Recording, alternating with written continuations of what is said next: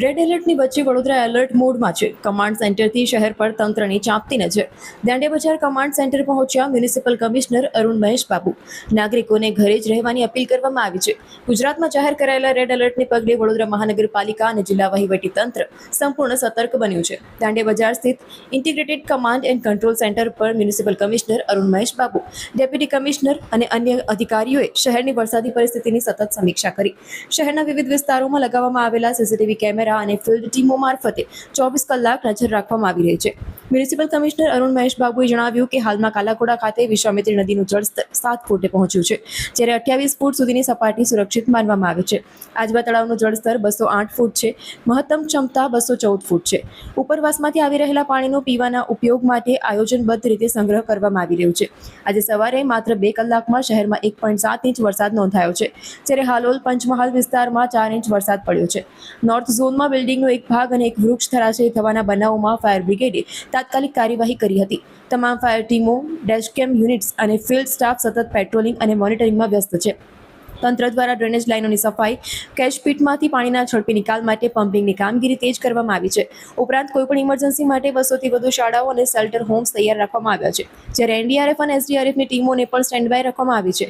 આગામી કલાકોમાં વધુ વરસાદની આગાહીને ધ્યાનમાં રાખી તંત્રએ નાગરિકોને અફવાઓથી દૂર રહેવા અને માત્ર સત્તાવાર સૂચનાઓનું પાલન કરવાની અપીલ કરી છે. બહુ ચિંતાજનક પરિસ્થિતિ નથી વડોદરા શહેરમાં.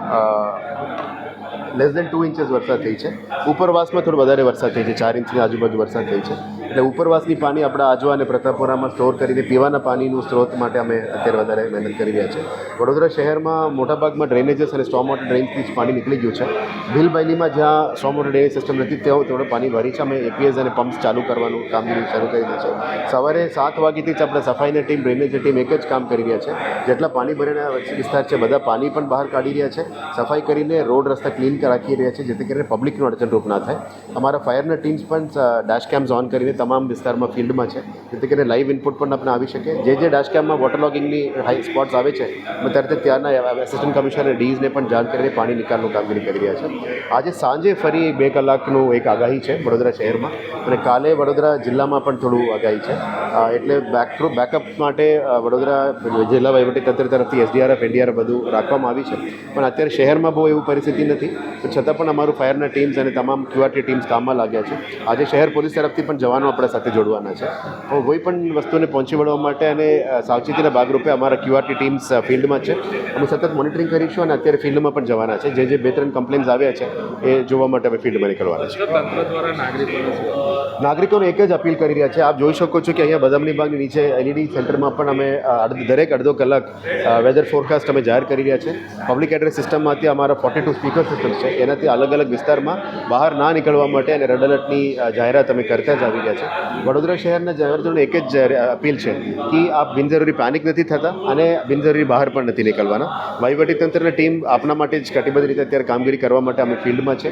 આપ બિનજરૂરી બહાર નથી નીકળવાનું એક જ અપીલ છે, અને બિનજરૂરી પેનિક પણ થવાની વિશ્વાસ નથી કરતા, અને બિનજરૂરી અફવાઓ ઉપર પણ વિશ્વાસ નથી કરવાનો, કારણ કે આપની કોઈ પણ રજૂઆત હોય અમારો ટોલ ફ્રી નંબર અવેલેબલ છે, અને પહોંચી વળવા માટે વહીવટીતંત્ર અત્યારે સજ્જ છે.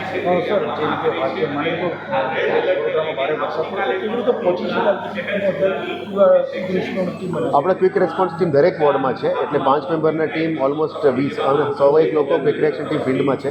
આ સિવાય તમામ ડ્રેનેજીસની ટીમ, સોલિડ વેસ્ટની ટીમ, વોટરના ટીમ તમામ અત્યારે ફિલ્ડમાં છે. એટલે ઓલમોસ્ટ વડોદરા શહેરના ઓલમોસ્ટ 12,000 આપણે સ્ટાફ છે બધાને રજા પણ રદ કરવામાં આવી છે.